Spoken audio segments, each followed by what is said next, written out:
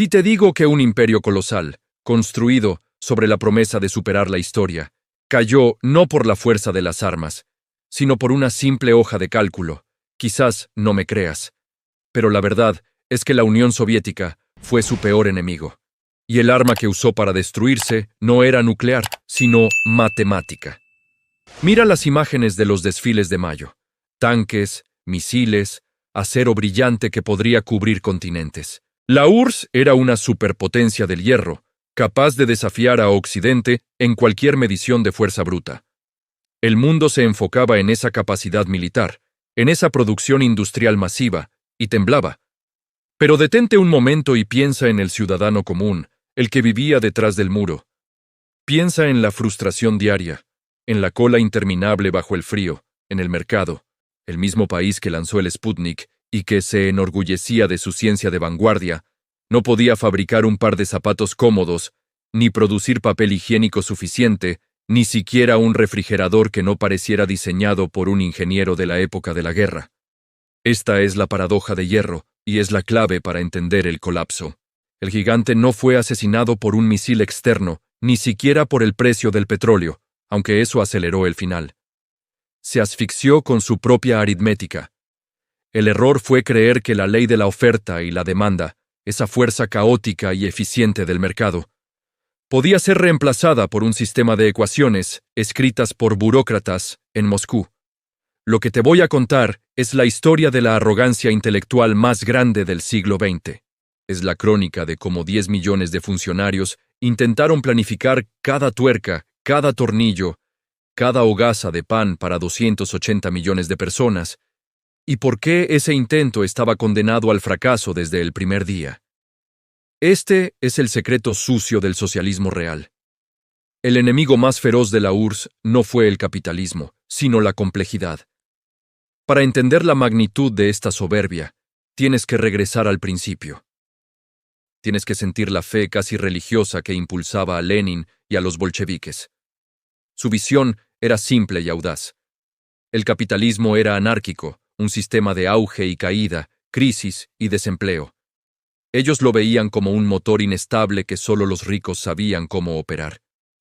La solución que propusieron era la planificación total. Si la economía era una máquina, ¿por qué no controlarla, lubricarla y dirigirla con precisión científica? Querían sustituir la anarquía del mercado por la racionalidad de la fábrica. Era una utopía de ingeniería social, y al principio, después de la revolución y la guerra civil, parecía la única esperanza.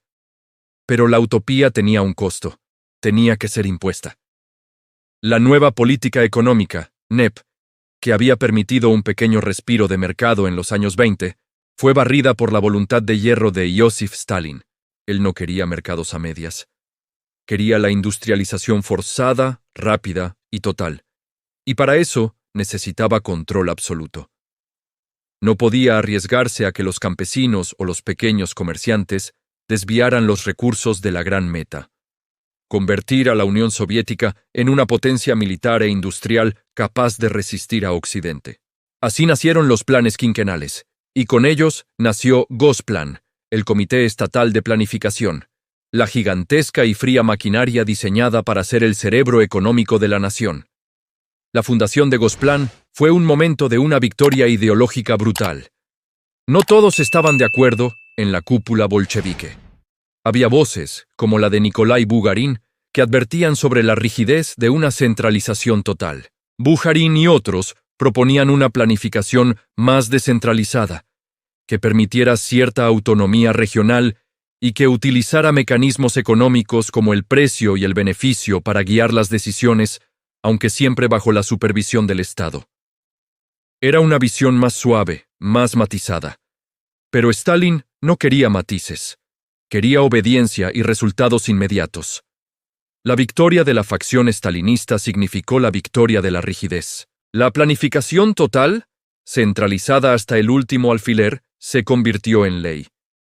Y Bujarin, como muchos otros que dudaron de la aritmética del líder, fue silenciado, purgado, borrado de la historia. El mensaje era claro: la economía soviética no se movería por la mano invisible de Adam Smith, sino por el puño de hierro del planificador central. Pero, ¿cómo se planifica una nación entera? El desafío era astronómico, casi cómico en su ambición. El Gosplan no podía limitarse a decir, necesitamos más acero. Tenía que especificar todo. Tenía que calcular cuántas toneladas de mineral de hierro se necesitaban en Magnitogorsk, cuántos trenes harían falta para transportarlo, cuánta electricidad consumirían los altos hornos, cuántos trabajadores deberían estar en las líneas de ensamblaje, y lo más crítico, cuánto de ese acero se convertiría en tanques, cuánto en tractores, y cuánto en una cuchara que terminaría en la mesa de una familia en Vladivostok. Esto dio origen a la pesadilla burocrática conocida como la nomenclatura de bienes. Al principio, en los años 30, la lista de bienes planificados era manejable, unas 200 categorías principales, pero conforme la economía crecía y se hacía más sofisticada, o al menos más grande, esa lista explotó. Para los años 70, la lista de bienes que Gosplan intentaba coordinar superaba los 25 millones de productos únicos, desde el misil intercontinental hasta el tipo específico de bombilla para un baño en un apartamento en Kiev. Imagínate el flujo de información, la presión. El planificador central no podía simplemente adivinar. Debía usar lo que llamaban los balances materiales. Un balance material era un intento de cuadrar la oferta y la demanda para un producto específico. Si se necesitaban 100.000 toneladas de cobre para el sector eléctrico, Gosplan tenía que asegurarse de que las minas de Kazajistán produjeran exactamente esa cantidad y que la industria de cables solo requiriera esa cifra. Si había un desajuste, incluso mínimo, toda la cadena de producción se detenía. El problema era que estos balances materiales eran interdependientes.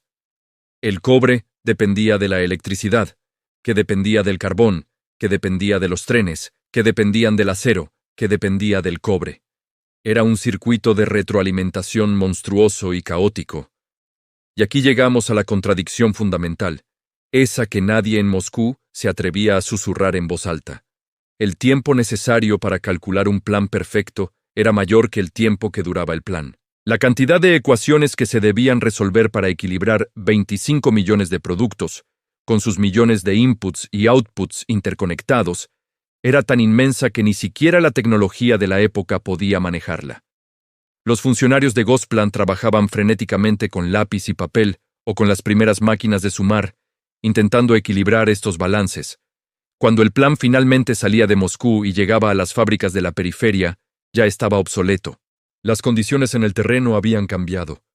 Un retraso en la entrega de carbón en el mes 3 significaba que la cuota de acero del mes 5 era imposible de cumplir. Pero el plan no podía cambiar. El plan era ley. Así que el sistema siempre estaba trabajando con datos viejos, con recursos mal asignados y, lo que es peor, con una ignorancia profunda sobre las necesidades reales de la población. La única manera de hacer que el plan funcionara era recurrir a lo que se hacía en la oscuridad, en el bastidor, la mentira sistemática. Si un gerente de fábrica sabía que si reportaba su capacidad real de producción, Moscú le impondría una meta imposible, ¿qué hacía? Simplemente subreportaba su capacidad y sobrereportaba sus necesidades de materia prima. Creaba un colchón de recursos no autorizados y de tiempo libre. Este comportamiento, replicado en 10.000 fábricas a lo largo del imperio, garantizaba una escasez artificial en un lado, donde nadie tenía lo suficiente, y un exceso de inventario inútil en el otro. La verdad es que el coloso soviético nunca tuvo el control que pretendía. El Gosplan no era un dios frío y omnipotente. Era un monstruo ciego tropezando en la oscuridad, alimentándose de informes falsos y generando más caos a cada paso.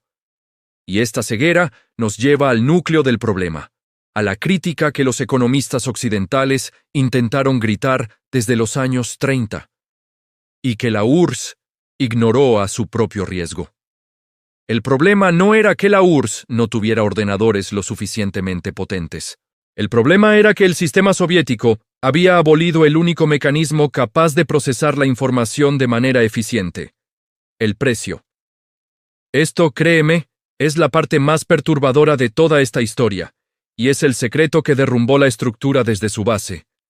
Porque si el precio no es una señal, sino solo un número contable fijado por un burócrata, entonces la economía no puede funcionar. Pero eso es algo que tenemos que desgranar con calma, porque entender el precio como información y no como dinero es la lección más vital que nos dejó este fracaso épico. Y esto, aún, no es la parte más pesada del costo humano que pagaron por esta arrogancia. El problema no eran los tanques ni los cohetes. El problema era el precio, o mejor dicho, la ausencia de un precio real. La Unión Soviética, en su arrogancia ideológica, cometió el error fatal de creer que el precio era simplemente un mecanismo capitalista para generar ganancias y que, por lo tanto, podía ser abolido o reemplazado por un número fijo, una etiqueta contable puesta por un burócrata en un edificio de Moscú. Pero el precio, en una economía libre, es mucho más que dinero. Es el fantasma de la información. El lenguaje silencioso que traduce millones de decisiones individuales, de escasez local, de innovaciones tecnológicas y de deseos humanos en una única y poderosa señal. Un precio alto te dice que algo es escaso o muy demandado. Un precio bajo te grita que hay exceso o que nadie lo quiere.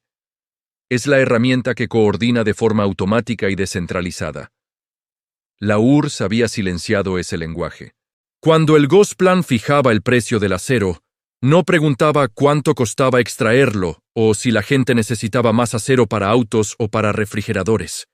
Simplemente decidía un número que le permitiera balancear sus libros.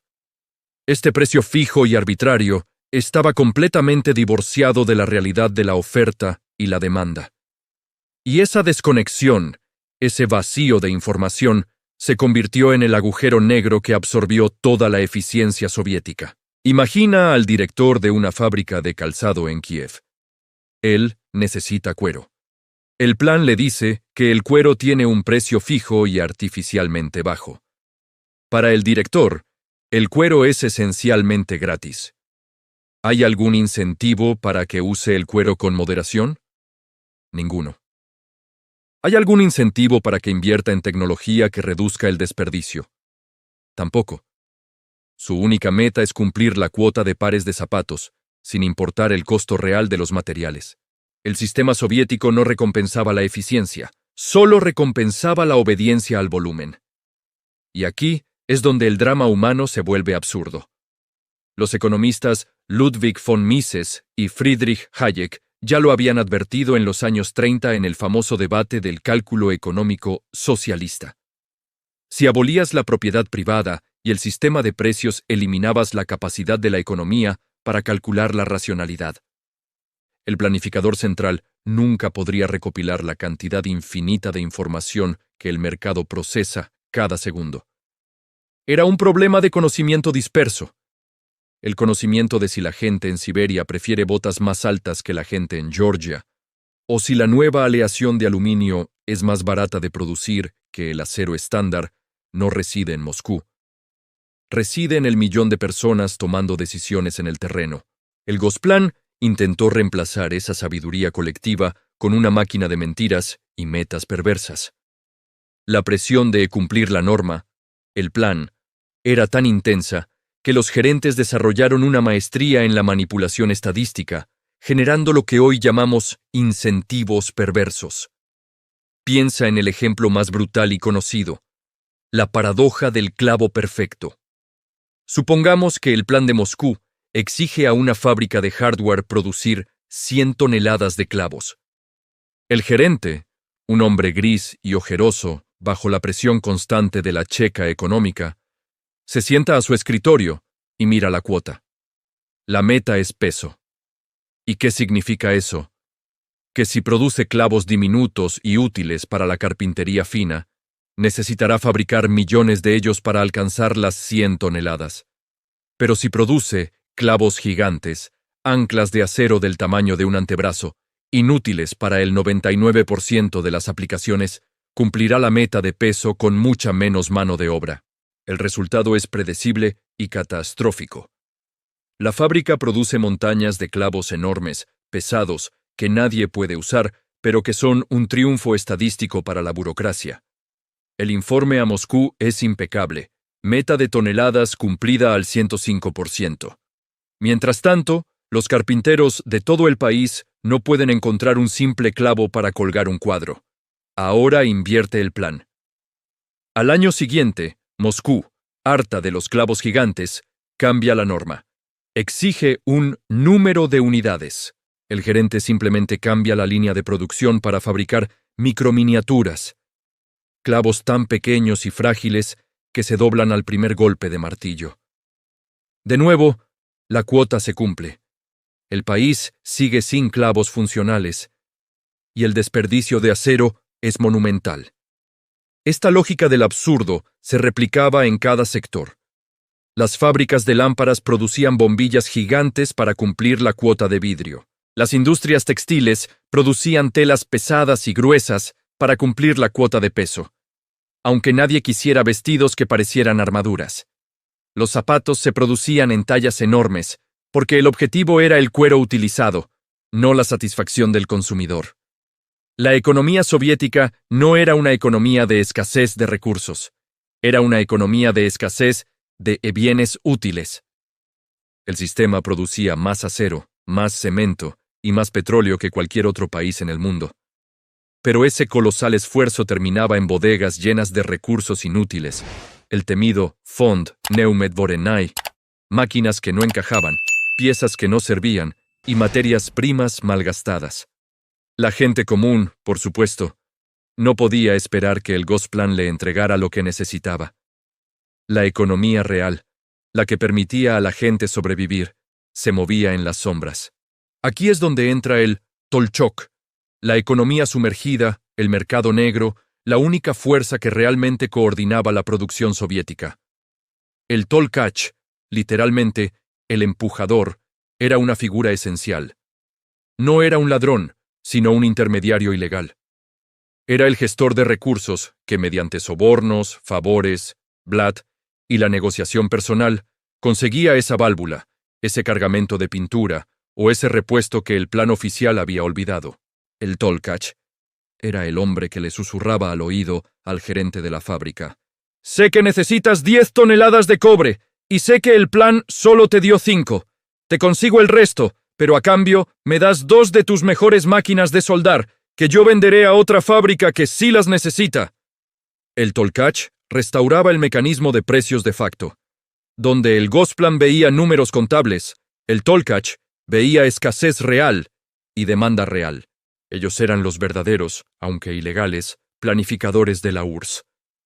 El hecho de que la Unión Soviética, una superpotencia militar, dependiera de una red criminal de sobornos y favores para mover sus recursos esenciales, es la prueba más condenatoria de que el sistema de planificación centralizado era un fracaso absoluto. El costo de esta ceguera no fue solo económico, fue profundamente moral. La necesidad de mentir y manipular para sobrevivir se institucionalizó. La doble moral, la del glorioso plan oficial y la de la sucia realidad del blat, desgastó la fe de la población. La gente sabía que el sistema era una farsa, pero el sistema no podía morir. Se había vuelto demasiado grande. Y en la era de Brezhnev, el sistema encontró una droga poderosa que le permitió evitar el dolor de la reforma y prolongar su agonía durante 2 décadas cruciales. Esta droga era el petróleo siberiano, el dinero fácil que entró a las arcas soviéticas en los años 70 y principios de los 80, permitió al Estado comprar lo que no podía producir, enmascarando los fallos estructurales que acabamos de exponer. El sistema no se reformó, simplemente se congeló en su ineficiencia. Y esta inercia, este estancamiento alimentado por el crudo, nos lleva a la parte más triste de la historia, la traición tecnológica. Porque la URSS, la nación que puso el primer satélite en órbita y que desafió a Occidente en la carrera espacial, se negó rotundamente a adoptar la única tecnología que podría haber salvado su economía, la computación moderna. Eso es lo que viene ahora. El momento en que la burocracia soviética decidió que era más seguro seguir ciega que permitir que una red de computadoras revelara la verdad brutal sobre su propia incompetencia. Y esa decisión, amigo mío, fue el punto de no retorno. El sistema no colapsó, se congeló. La era del estancamiento, bajo el largo y somnoliento liderazgo de Leonid Brezhnev, no fue un periodo de calma, sino de una profunda inercia. El gigante soviético seguía moviéndose, sí, pero solo gracias a un potente analgésico: el flujo incesante de petrodólares siberianos. A mediados de los años 70, el precio del crudo se disparó globalmente. De repente, la Unión Soviética, que había invertido masivamente en la extracción de petróleo y gas natural en sus vastos territorios orientales, se encontró nadando en efectivo. Ese dinero fácil fue la maldición final del socialismo. En lugar de enfrentar la verdad brutal de su economía planificada y obsoleta, Moscú usó esos fondos para parchear sus deficiencias más obvias. ¿No podemos producir suficiente grano para alimentar a la población? Compramos millones de toneladas a Occidente. ¿Los zapatos y los abrigos fabricados por nuestras fábricas son de pésima calidad? Importamos bienes de consumo de los países del bloque oriental o incluso de Finlandia. Los petrodólares permitieron a la nomenclatura soviética, esa élite de burócratas y líderes del partido, creer que la economía planificada no era ineficiente, sino simplemente incompleta. El dinero compró tiempo y silencio, pero al hacerlo, destruyó cualquier incentivo restante para la reforma. La burocracia respiró aliviada. ¿Por qué arriesgarse a una reestructuración dolorosa que podría perturbar el equilibrio de poder, si podíamos simplemente pagar para que el problema desapareciera? Mientras tanto, en las oficinas grises de Moscú, un hombre soñaba con la única solución real, una que habría hecho innecesarios el Tolkach, el Blat y las colas infinitas. Su nombre era Víktor Glushkov. Glushkov no era un ideólogo, sino un cibernético. Él entendía el corazón del problema soviético: la información. El Gosplan no fallaba por falta de buena voluntad, fallaba porque era humanamente imposible procesar 25 millones de variables sin errores, y mucho menos a la velocidad de la vida real. Glushkov propuso una solución que era radicalmente soviética en su ambición, pero revolucionariamente capitalista en su función: el sistema automatizado de gestión a nivel nacional, o OGAS. Imaginen esto. A principios de los años 60, Glushkov visualizó una red nacional de computadoras interconectadas, una especie de Internet soviético, que centralizaría toda la información económica del país. Desde el ritmo de extracción de carbón en Siberia hasta la demanda de latas de pescado en Vladivostok, todo estaría digitalizado y optimizado en tiempo real. El OGAS no solo habría calculado los balances materiales de forma instantánea, eliminando la necesidad de miles de funcionarios que trabajaban con ábacos y lápices, sino que habría introducido el concepto de precio sombra o precio virtual. Este precio, calculado por las computadoras basándose en la escasez real y los costos de oportunidad, habría permitido al planificador saber si era más eficiente producir un artículo o importarlo, algo que el sistema soviético, con sus precios contables arbitrarios, era incapaz de hacer. Glushkov no estaba proponiendo el capitalismo, sino la eficiencia perfecta del socialismo científico. Él prometió que el OGAS liberaría a miles de millones de rublos en desperdicio y que la URSS podría adelantarse a Occidente en la revolución informática. Y aquí es donde entramos en el momento más trágico y revelador de la historia soviética. Glushkov fue frenado. No por falta de recursos, la URSS tenía los petrodólares, ni por falta de capacidad técnica, la URSS había liderado la carrera espacial. Fue frenado por la burocracia, por la arrogancia intelectual de los planificadores y el miedo visceral de los custodios del poder. El Gosplan, esa vasta y poderosa institución, se sintió amenazado de muerte. Sus funcionarios entendieron perfectamente la implicación del OGAS. Si el sistema funcionaba, se volverían obsoletos. Su poder no residía en la eficiencia, sino en el control de la información, en la opacidad deliberada.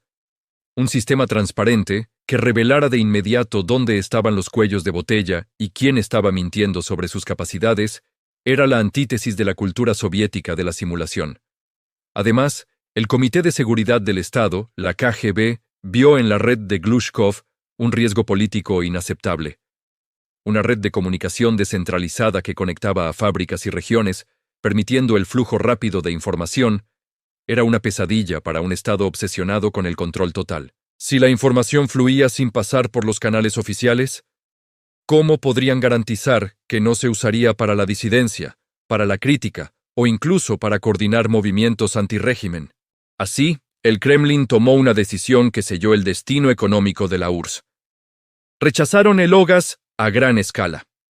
Optaron por pequeñas, aisladas y costosas soluciones de automatización a nivel de fábrica, en lugar de una red nacional unificada. El plan de Glushkov fue desmantelado lentamente, relegado a un proyecto de nicho hasta su muerte prematura. Mientras en Occidente las computadoras se encogían, se abarataban y empezaban a transformar todos los aspectos de la industria y el comercio, dando vida a Silicon Valley, la URSS se aferraba al papel, al lápiz y a la máquina de escribir. El país que había lanzado el Sputnik se encontró incapaz de producir microprocesadores fiables. La brecha tecnológica se convirtió en un abismo. El sistema soviético demostró que prefería ser ineficiente y estar bajo control, que ser eficiente y correr el riesgo de la transparencia. Esta decisión tuvo consecuencias catastróficas. Cuando el precio del petróleo, la droga del sistema, se desplomó a mediados de los años 80 debido a la guerra económica de Reagan y Arabia Saudita, una historia que ya hemos contado en otro momento, pero que aquí es la bala final. El sistema no tenía defensas. Estaba gordo, perezoso y ciego. Sin los petrodólares para importar alimentos y tecnología, los fallos estructurales internos, que habían sido ignorados durante 20 años, se manifestaron con una furia implacable. Cuando Mikhail Gorbachov llegó al poder, heredó un país que no estaba solo empobrecido, sino totalmente desinformado. El Gosplan todavía le entregaba informes optimistas, basados en datos que eran pura ficción. Nadie sabía cuántos zapatos se necesitaban realmente, o cuántas fábricas estaban operando con pérdidas, porque la economía real había estado oculta bajo capas de informes falsificados y la red de corrupción del Blatt. Gorbachov, al darse cuenta de que el sistema estaba estancado hasta la médula, intentó el último y desesperado acto: la perestroika, o reestructuración. Su plan era introducir elementos de mercado y descentralización, tratando de despertar al gigante dormido. Pero la perestroika no funcionó. De hecho, aceleró el colapso. ¿Por qué? Porque cuando Gorbachov intentó introducir la luz del mercado, se dio cuenta de que el mercado no existía. Solo había una vasta y petrificada burocracia. Cuando le dijo a los gerentes de fábrica que ahora podían tomar sus propias decisiones, que podían vender su exceso de producción a precios de mercado, se encontró con una verdad más perturbadora de lo que jamás imaginó. La libertad económica solo funciona si hay un sistema de precios y si existe competencia. En la URSS no había ni lo uno ni lo otro. Los gerentes no sabían a qué precio vender, porque nunca habían tenido que determinar uno. Y si decidían innovar y producir algo que la gente realmente quería, se encontraban con que sus proveedores, otras fábricas controladas por el Estado, se negaban a entregarles las materias primas necesarias o, porque para ellos el incentivo seguía siendo cumplir la cuota de producción de toneladas de material inútil, no de unidades útiles. La perestroika, en lugar de crear un mercado, simplemente desorganizó la planificación sin reemplazarla. Fue como quitarle el motor a un tren en movimiento y esperar que la inercia lo llevara a un destino diferente. Las cadenas de suministro colapsaron por completo. Los bienes desaparecieron de los estantes a una velocidad alarmante, creando escasez artificial e histeria. La escasez no era por falta de recursos.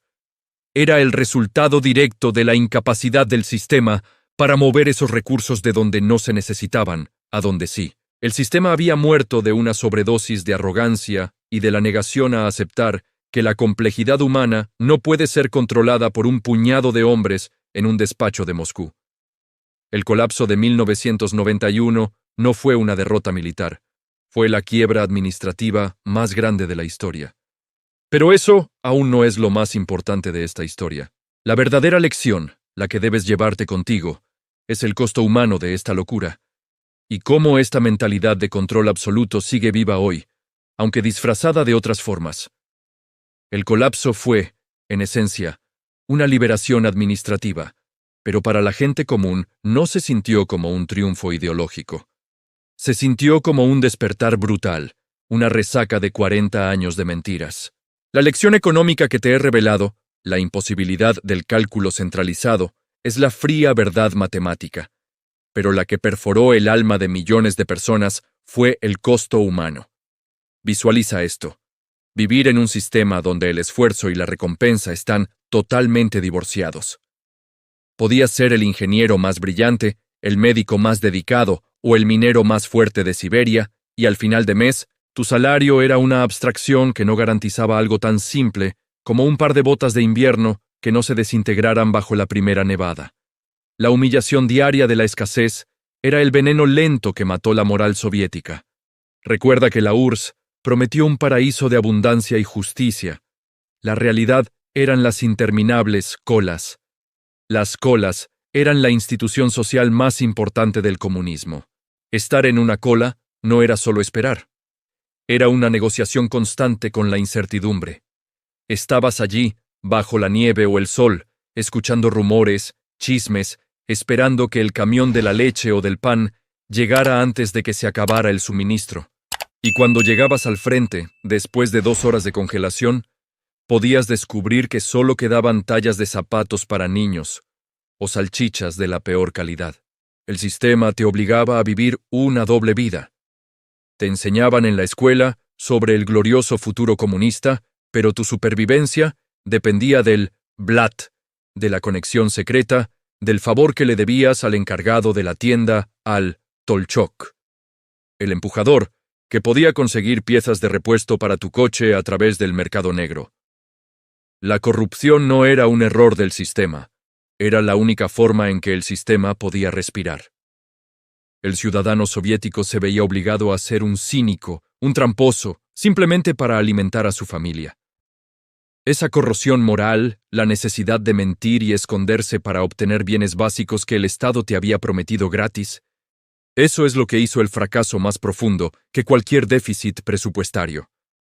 El sistema no solo falló en lo económico, falló en lo ético, porque obligó a la gente decente a operar en las sombras. Cuando la perestroika llegó y Gorbachov levantó ligeramente el velo, esa frustración acumulada explotó. La gente no estaba pidiendo capitalismo. Estaba pidiendo papel higiénico, zapatos duraderos, carne consistente.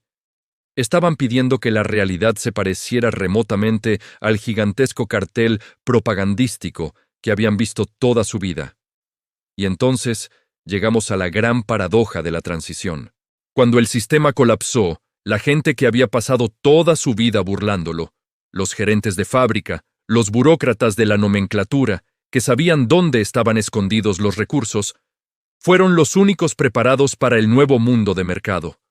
Ellos ya tenían el capital social, la información y la mentalidad de escasez y monopolio que les permitió acaparar y privatizar los restos del imperio a precios ridículamente bajos. El ciudadano común, el que había confiado en la planificación y la seguridad del Estado, fue dejado a la deriva. Esto es crucial. La planificación centralizada no solo destruyó la economía, destruyó el capital humano necesario para construir una economía de mercado, porque castigó la iniciativa, la toma de riesgos y la honestidad en la fijación de precios durante 70 años. El sistema creó una cultura de dependencia y miedo a la responsabilidad. La lección que Ludwig von Mises y Friedrich Hayek intentaron gritarle al mundo en los años 30 y que fue ignorada por la arrogancia intelectual es tan simple como devastadora. El conocimiento útil para gestionar una economía está disperso en millones de mentes, en la microinformación que solo el precio libre puede coordinar. Un planificador central sin importar cuán inteligente o cuántas supercomputadoras tenga, nunca podrá condensar esa complejidad. Intentar controlar la complejidad es, en sí mismo, un acto de tiranía contra la realidad. El colapso soviético no fue el fin de esta mentalidad, solo fue su manifestación más grande y dramática. El espíritu de la planificación perfecta, la idea de que un pequeño grupo de élite puede y debe tomar todas las decisiones importantes, porque la gente común es incapaz de gestionar su propia información. No murió en 1991. Míralo bien. Hoy, esta mentalidad de control absoluto se disfraza. Ya no se llama Gosplan.